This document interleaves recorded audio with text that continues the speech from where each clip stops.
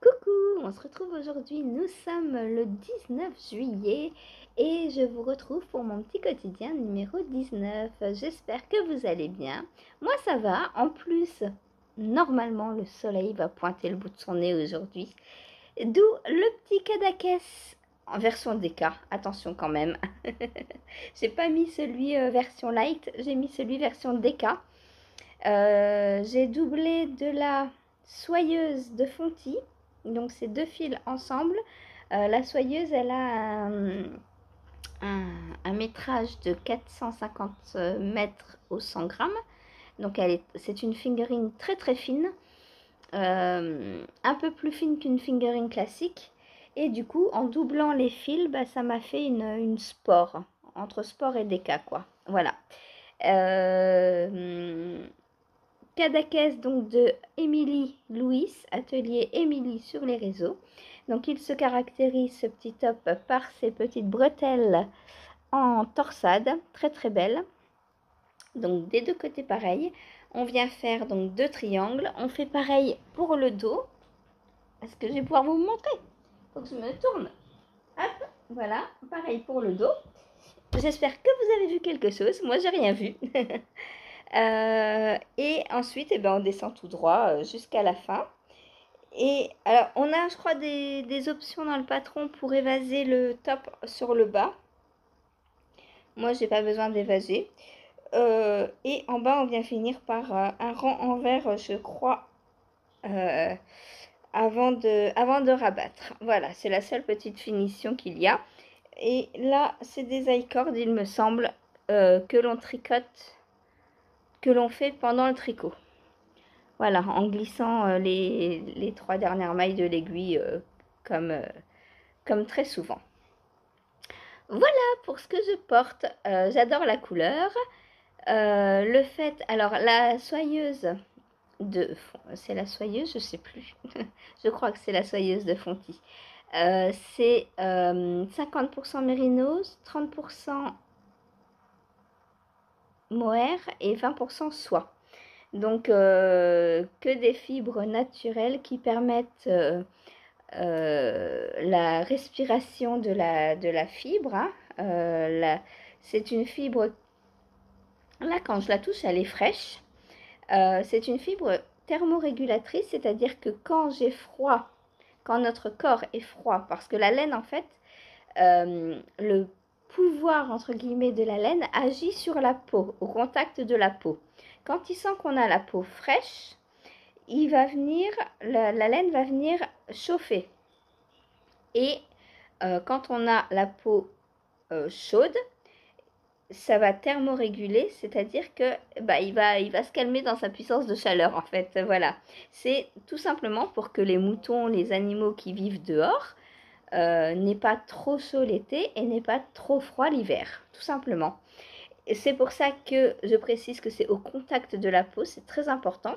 Parce que quand on met un t-shirt en dessous, par exemple, et ben du coup, ça trompe la laine et elle n'a pas ce pouvoir quand elle est au contact d'un tissu. Voilà. C'est pour ça que moi, en fait, je mets toujours mes tricots au contact de la peau. Je mets rien en dessous, jamais. Et que ce soit l'hiver, le pull, et j'ai rien en dessous, ou alors un autre top en laine, peut-être.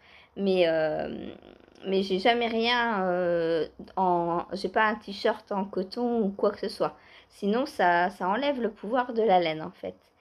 Et ce qui est très important aussi, c'est que ce soit du non superwash, car le superwash, c'est pareil, ça enlève toutes les propriétés de la laine, puisque la laine, quand vous avez de la laine superwash, c'est un brin de laine qui est enfermé dans un brin de plastique. Du coup, la laine ne peut plus s'exprimer, on va dire. Voilà. Voilà pour mon top que je porte. Alors là, il fait un peu frais. Là, j'avoue, j'ai les bras un peu frisqués. Je vais mettre un petit gilet à la maison parce que... alors, ils annoncent 27 pour cet après-midi chez nous. Mais là, le matin, à l'ombre, à la maison, j'ai froid. Donc, je vais mettre un petit gilet à la maison, je crois, et je l'enlèverai pour aller dehors. Ce sera mieux. Ensuite, qu'est-ce que j'ai fait hier? Alors... J'ai l'impression d'avoir fait plein de choses hier. Tout d'abord, le crochet. Alors, j'ai repris mon crochet. J'ai défait, comme je vous avais dit, mes 2 rangs qui étaient faux. Et j'ai recommencé et je suis hyper contente du résultat et j'ai envie de ne faire que du crochet. Je suis complètement folle, ouais, je sais. Complètement folle la fille. Je vous montre la beauté. Alors, est-ce que vous allez voir? Voilà, là vous voyez bien les belles torsades. Donc j'en étais à peu près là, hein, puisque j'ai défait le premier rang de torsade hier. Alors en fait, c'est une répétition de 4 rangs.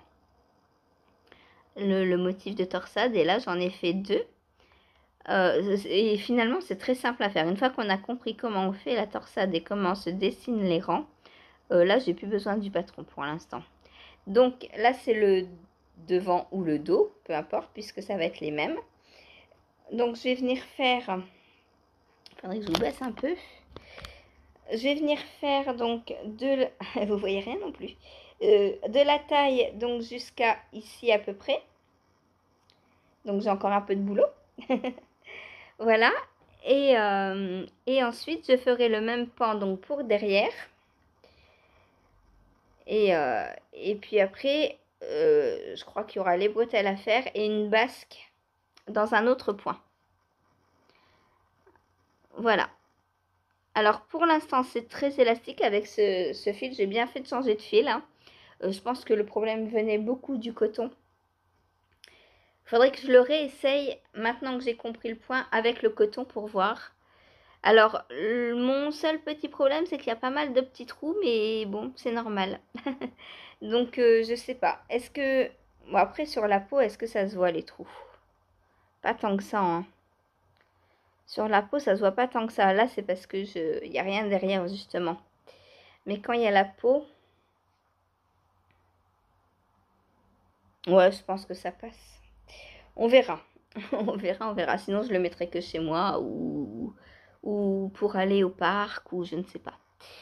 Voilà, ou je l'offrirai. Peut-être ce sera pour Sissi, on verra. Voilà, donc pour mon cross mi-top, donc j'ai vérifié le nom cette fois-ci. Je vous remonte parce que du coup, voilà. Donc le cross mi-top que j'adore faire au final et j'ai envie de continuer tout le temps parce que bah, c'est un jeu maintenant. Quand on apprend à faire quelque chose, on se dit oh là là, c'est stressant et tout, on est crispé. Et au début, le premier rang, c'est aucun plaisir à le faire. Là, maintenant, ouais, ça va. Maintenant que j'ai capté le point et que je le maîtrise, et ben, c'est facile. Voilà. Donc, quand vous me dites, ah, la brioche, c'est trop dur, j'y arriverai jamais, obstinez-vous un petit peu. Obstinez-vous. On démarre tous, de toute façon. Et tous les débuts sont un peu difficiles. Souvenez-vous quand vous avez appris à faire du vélo. Hein? Et ben c'est pareil, au début vous tombiez et puis à force d'en faire, et ben maintenant vous ne savez plus comment ne pas en faire. Voilà, donc la brioche c'est pareil, entraînez-vous et vous y arriverez. Si vous arrivez à faire une maille en droit d'ailleurs et un jeté, il n'y a pas de raison que vous n'arriviez pas à faire de la brioche parce que la brioche c'est ça en fait. Voilà. Je pense à la brioche parce que ben, tout le monde me dit oh la brioche tu fais que des designs en brioche, moi j'arrive pas à la brioche. Mais oui, mais entraînez-vous justement. Si je ne fais que des designs en brioche, c'est parce que déjà j'adore ça. Et de deux, parce que je sais que c'est à la portée de tout le monde. Et vu que je mets des vidéos et que je montre comment tricoter la brioche, bah vous avez juste à copier en fait. Donc en copiant et en vous entraînant, vous y arriverez, c'est sûr. J'ai confiance en vous. Voilà. Voilà donc, et on voit les belles torsades, c'est trop beau quoi. Trop beau. J'espère que vous voyez bien, moi j'ai un retour caméra un peu pourri là. Au niveau de la luminosité, il fait sombre. Je sais pas vous comment vous voyez, vous me direz dans les commentaires s'il vous plaît. Voir si j'ai un réglage qui s'est démonté ou pas, je sais pas. Parce que hier j'ai eu une mise à jour de mon téléphone, alors je me demande si quand il y a une mise à jour, il remet pas tout complètement les réglages à zéro quoi. Parce que là, ouais, j'ai l'impression qu'il fait nuit, quoi. Bon, en même temps, il fait... On est à l'ombre pour l'instant, donc c'est peut-être ça aussi. Moi, j'aime bien quand le soleil tape dans les grandes baies vitrées et que tout est clarteux et tout. Ah, c'est trop bien. Voilà. Donc, voilà pour le motif donc, du petit top. Donc là, je vais continuer. Donc, je vais faire par répétition de 4 rangs.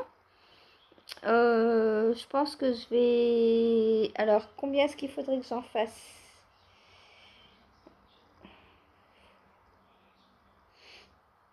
Encore 3, je pense. 3, 4 peut-être. Donc, j'essaie de finir le devant aujourd'hui. Et puis, on verra... faut pas que j'oublie mon crochet, sinon je vais être mal au travail pour crocheter sans crochet. Alors ça, c'est très pratique à emmener au crochet. Au travail, ça prend pas de place. Bon, la plate est un peu grosse, mais sinon, enfin, l'encours est ridicule pour l'instant. Du coup, ça va. Ensuite, qu'est-ce que j'ai fait? J'ai avancé sur le Vertice Unite et regardez, enfin, celles qui étaient en live hier savent, mais pour les autres, j'ai terminé la section 1. Je suis trop contente. Donc voilà la belle section. Alors, hop, on commence par la petite pointe là. On vient faire donc ici tout droit, ici des augmentations. Donc on fait tout en faisant des rayures. Voilà, on augmente, on augmente, on augmente jusqu'à là. Ensuite, on s'arrête d'augmenter. On va tout droit ici. Et ici, on diminue. Donc en fait, on fait tout droit à droite au début. On augmente sur la gauche. Et ensuite, on fait tout droit à gauche et on diminue sur la droite. On fait un espèce de miroir entre le tout droit qui se retrouve comme ça. Et là, on fait augmentation et là, diminution. Voilà. On a mis un marqueur au début des diminutions pour venir ensuite relever toutes ces mailles là pour faire la section 2. Si je me trompe pas. C'est là ou c'est là? Non, je crois que c'est là. Je crois que c'est de la pointe à l'anneau marqueur. Il faudra que je vérifie avant de commencer surtout. Que je fasse pas la section 2 au mauvais endroit. J'ai pas commencé hier dans le live parce que j'étais en panne de laine. J'avais pas bobiné mon écheveau. Oh, c'est grave, hein. Moi qui bobine toujours tout à l'avance. Ben là, je l'avais pas fait. Donc, voilà ce que je vais prendre. Je vais prendre le blanc. Donc, la section 2, c'est encore des rayures. Donc, je vais prendre ces deux-là. Le rose foncé et le blanc.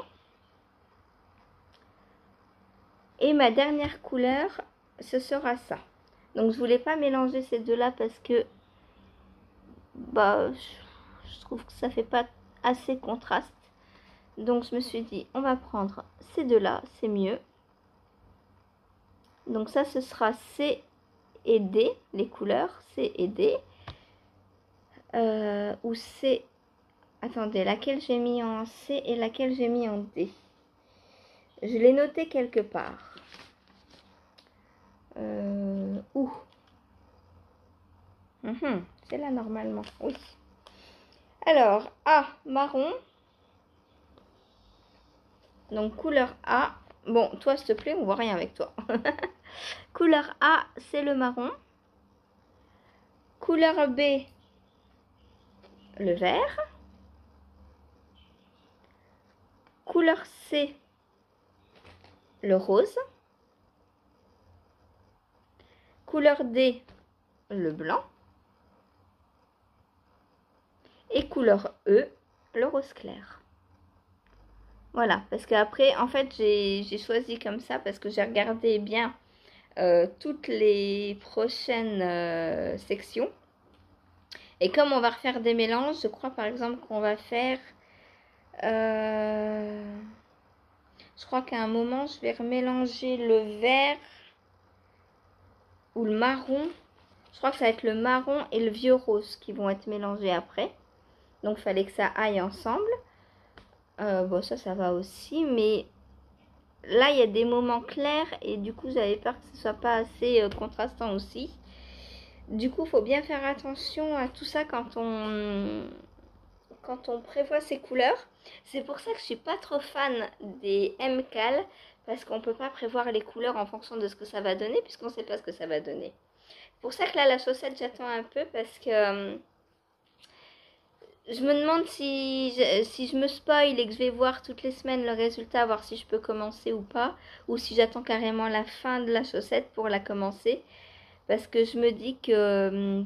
Alors, mes couleurs vont bien entre elles, mais est-ce que ça va convenir pour le design? Ça, on ne peut pas savoir tant qu'on voit pas le design, en fait.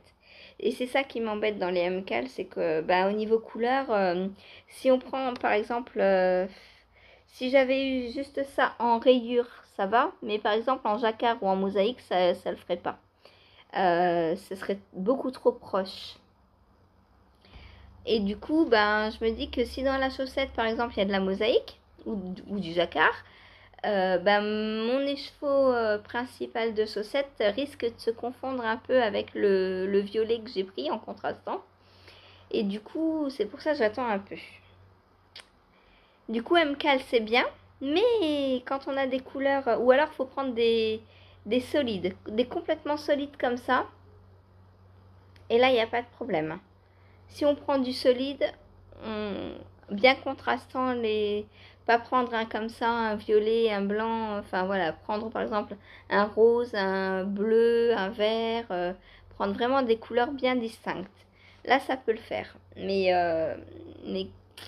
quand on teint à la main ou quand on achète chez des teinturières indépendantes, on n'a pas forcément des solides complets, quoi. Parce que même celui-ci qui me paraissait marron au départ, eh ben, il a des nuances de plus clair.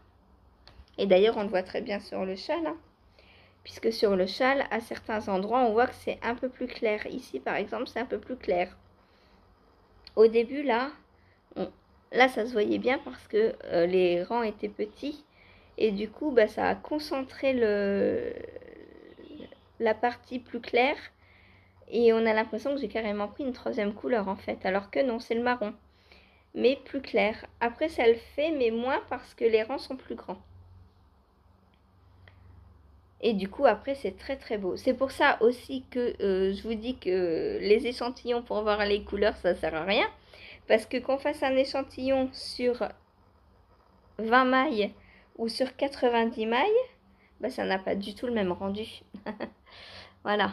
Et souvent, c'est pour les chaussettes. Donc, les chaussettes, ça a 56, 64 ou 72 mailles. Et déjà, en fonction des trois tailles, bah, ça n'a pas le même rendu. Euh, c'est très visible aussi sur le Zazu que j'ai fait avec Cathy. On avait exactement le même écheveau de départ.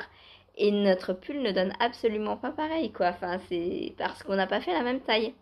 Du coup, c'est très drôle. Moi j'adore la teinture main pour ça, quoi. Parce que, quel que soit ce que tu vas faire, et ben si tu changes juste de taille ou de taille d'aiguille, ça va pas donner le même rendu. Donc, on peut avoir deux mêmes écheveaux et en faire deux sauces complètement différentes. Enfin, complètement. Je m'entends. On voit que c'est quand même le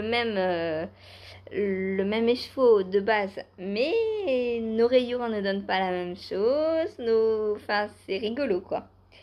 D'ailleurs, il faudrait que vous alliez voir le résultat de Cathy parce qu'elle l'a fini, elle. Voilà, donc allez sur son... Je sais pas si elle l'a mis sur Insta, je crois pas. Cathy, t'as pas dû le mettre sur Insta, je crois. Tu corrigeras ça, s'il te plaît. En tout cas, allez voir sur Ravelry, elle l'a mis sur Ravelry. Et au pire, si elle me donne l'autorisation, je vous mettrai une petite photo. Pas aujourd'hui parce que je l'ai pas du coup, mais bientôt. Voilà. Où je vous mettrai le lien de son projet Ravelry si elle me l'autorise. Donc voilà pour le Vertice Unite. Donc du coup, j'ai pas commencé puisque j'avais pas la laine D de bobinet. Et donc là, je vais faire mes rayures en C et en D. Donc C, c'est la rose et D, la blanche. Voilà. Donc ça, je vais pouvoir redémarrer la deuxième section aujourd'hui. Ensuite, qu'est-ce que j'ai fait? Donc ça, je vais les ranger parce que je crois qu'on en a encore besoin plus tard dans le châle. Du coup, faut pas que je les perde. Faut pas que Saphir joue avec surtout. Parce qu'elle, dès qu'elle voit une pelote traîner, et Bella c'est pareil. Hein. J'ai mon stash là dans des cagettes que j'ai exposées. Enfin, j'ai fait un mur de cagettes dans lequel j'ai rangé mon stash. J'ai 2 cagettes de vide parce que Bella dort dans les cagettes. Elle m'a sorti tout mon stash et elle dort. Elle s'est fait des petits cocons quoi. Donc mon stash est par terre. Va falloir que je corrige ça. je verrai, je vais lui laisser là comme ça quelques jours parce que j'ai pas le temps de m'en occuper pour l'instant. Et puis il me faut du coup une autre idée pour ranger mon stash parce que là, voilà, elle veut se mettre dans la laine. Ensuite, j'ai avancé sur mon top Kadakes. Non, qu'est-ce que je raconte? Il est là mon top Kadakes. Mon top Lizerne. Je raconte n'importe quoi. Donc voilà ce que j'ai fait. Donc petite avancée, hein, mais bon, bah avancée quand même. Donc là, j'en suis au moment où on diminue les côtes torse pour remplacer par du jersey. Donc ça sent la fin arriver, hein, mine de rien. Enfin, la fin du triangle, là, pas la fin du top. Est-ce que si je me promène avec un top comme ça, il y aura des petits problèmes quand même. Donc voilà, j'ai quasiment terminé. Il me manque une étape à faire. Hop. Donc là, il me reste que du jersey et des augmentations à faire. Voilà, donc là, cette partie, elle va vite. Qu'est-ce que je voulais vous montrer? Oui, toujours la jolie finition, hein, que j'aime beaucoup. Non, ça, c'est un fil. La finition, donc avec la maille glissée, je trouve ça très très beau. Donc voilà. Là, je vais finir la section et commencer le troisième triangle, je pense, aujourd'hui. Hop, donc Top Lizerne de Audrey Borrego. La laine est très belle. J'ai hâte d'être dans le jersey pour en rond pour voir vraiment les nuances de la laine parce que là on voit qu'il y a du plus clair, du un peu plus foncé ici.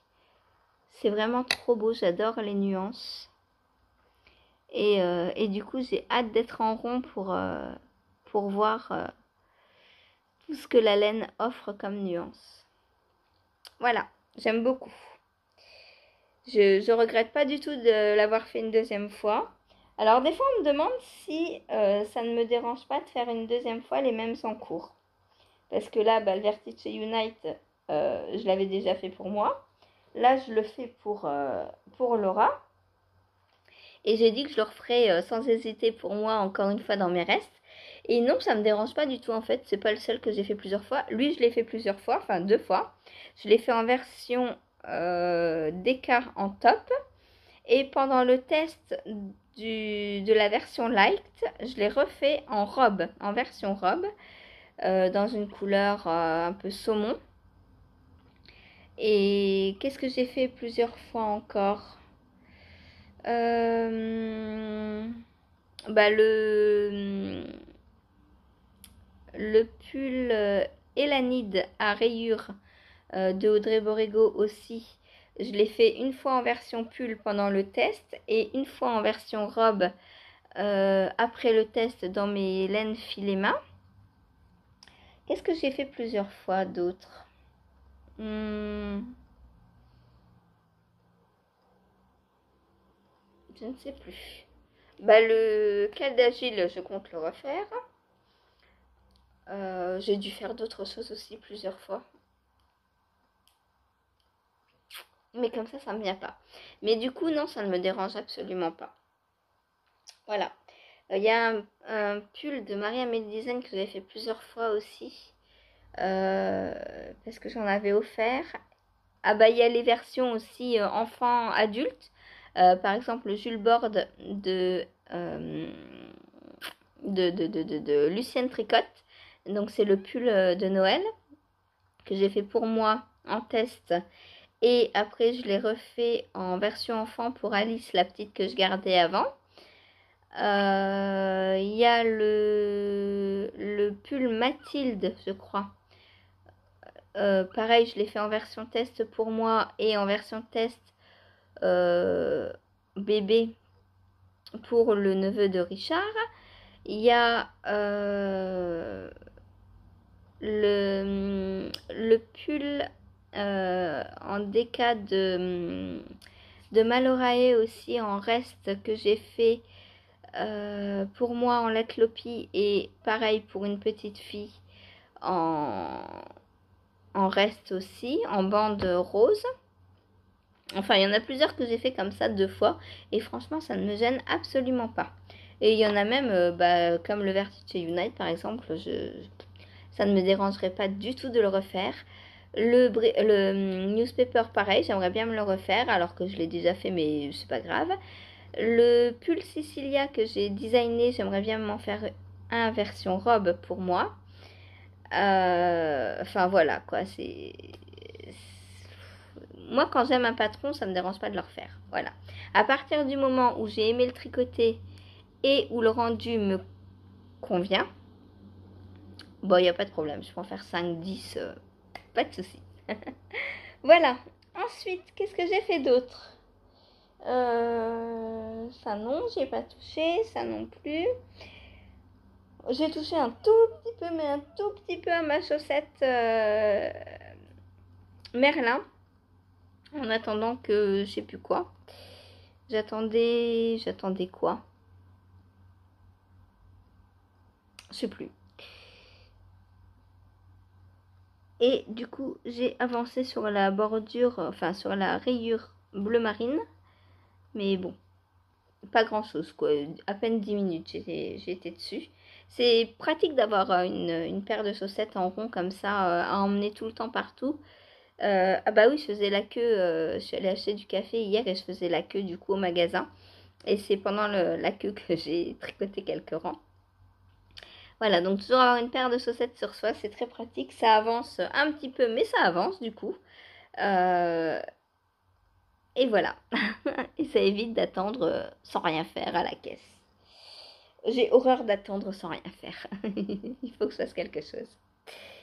Ensuite, le soir, vu que j'étais à la maison, donc j'ai pris une décision. Dans l'organisation de mes encours.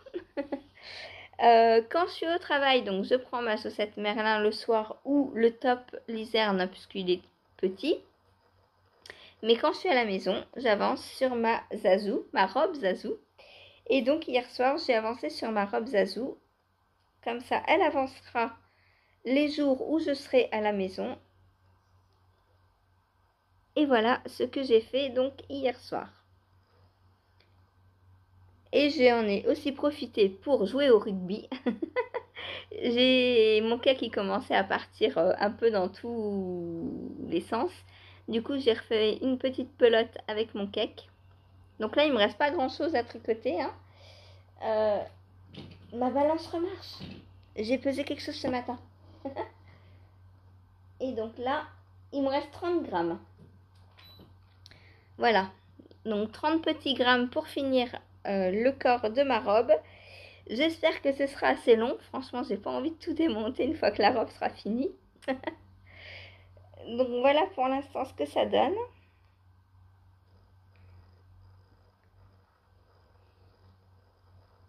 Hop, donc en termes de longueur, je sais pas où. Je crois que j'ai recommencé à partir de là, la robe. On voit une petite démarcation. Du coup là, bah, il m'en faut encore de la longueur. Faudrait que je l'essaie pour voir jusqu'où elle me va là.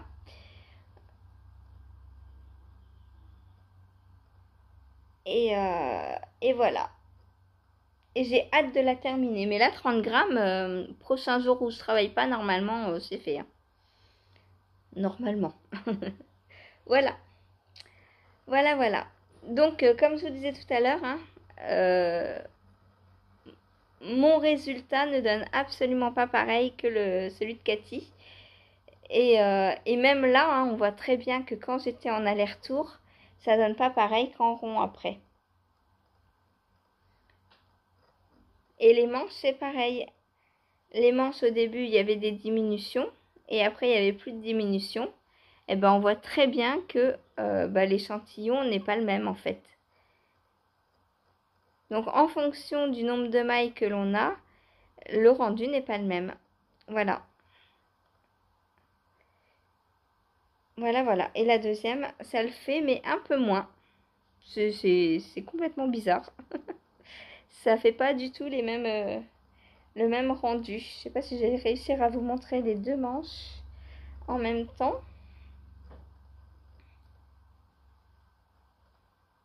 Vous voyez? C'est bizarre, hein?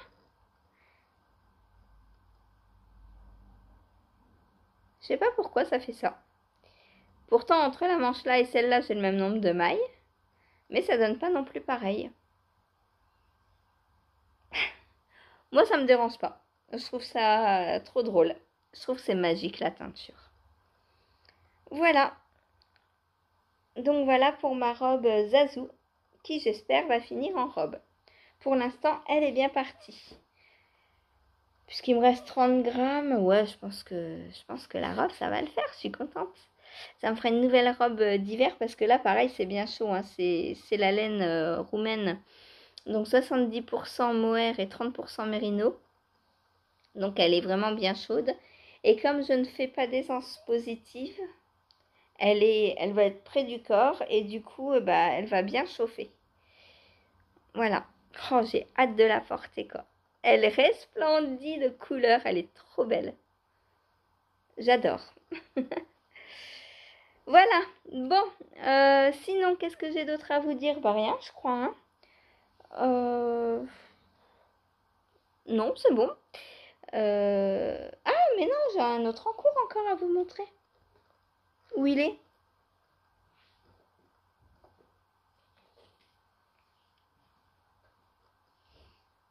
Bah, j'ai perdu un en cours.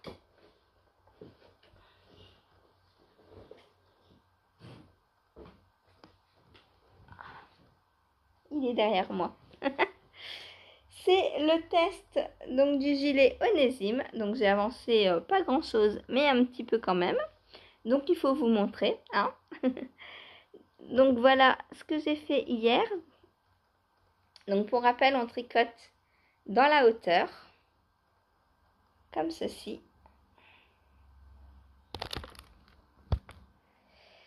Et donc voilà ce que j'ai fait. Hop, comme ça. On tricote de droite à gauche.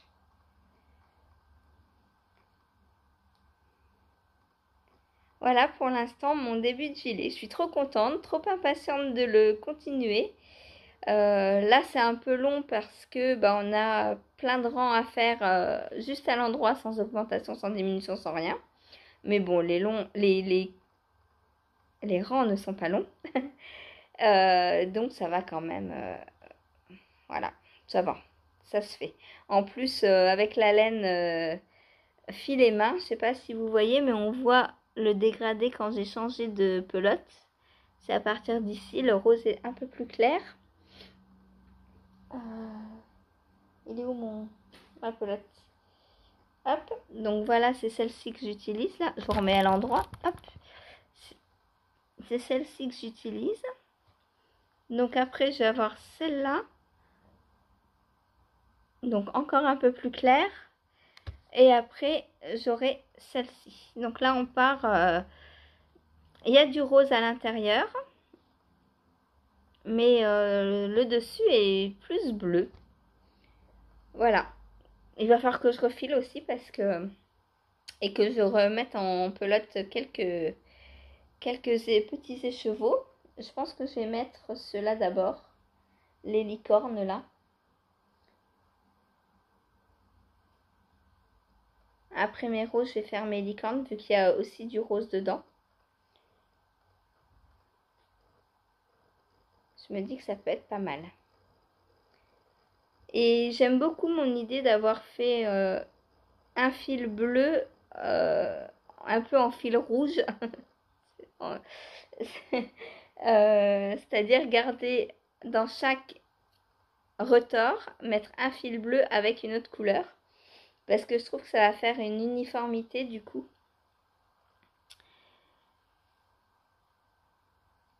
Et quelle que soit la deuxième couleur, ben, on a toujours le fil bleu. Et du coup, c'est sympa, je trouve. Voilà. J'adore l'aspect irrégulier du filage main. Je trouve ça très beau. Que ce soit en termes de couleur ou d'épaisseur, parce qu'il y a des différences d'épaisseur. Hein. Bon, on voit pas trop bien, mais moi, quand je tricote, je le sens. Il y a des fois, ben, d'ailleurs, la laine là, c'est pareil. Hein, il y a des fois, le fil est tellement fin qu'on se dit, mais il va craquer quoi. Donc, quand c'est comme ça, je coupe, je fais un nœud et je recommence après. Et puis, il y a des fois, il y a des grosses bosses de fibres. Je sais pas si je vais vous en trouver. Ouh, est-ce que je vais vous en trouver? Non, forcément quand on en veut, il y en a pas, et quand on n'en veut pas, il y en a. Bon, et ben je trouve pas, c'est pas grave. Voilà. Mais ça fait, oui, ça fait des aspects irréguliers. Et du coup, bah, j'aime beaucoup. Voilà, donc lui c'est pareil, j'ai hâte de le continuer. Il avance bien, hein, puis c'est de la grosse laine, hein. Je savais que le tricot irait assez vite. Reste à savoir si j'aurai assez de fibres, si je vais pas me retrouver en panne de fibres. Par contre, avant d'avoir fini de tout tricoter, on verra. On verra. Voilà, bon, sur ce maintenant, je vais pouvoir vous laisser. Je vais aller travailler. Et je vous dis donc à demain matin pour un nouveau vlog. Je suis en train de rembobiner ma petite pelote. Voilà, donc je vous dis à demain et bonne journée à vous et bon tricot ou bon crochet. Je vais aller crocheter. Allez, salut!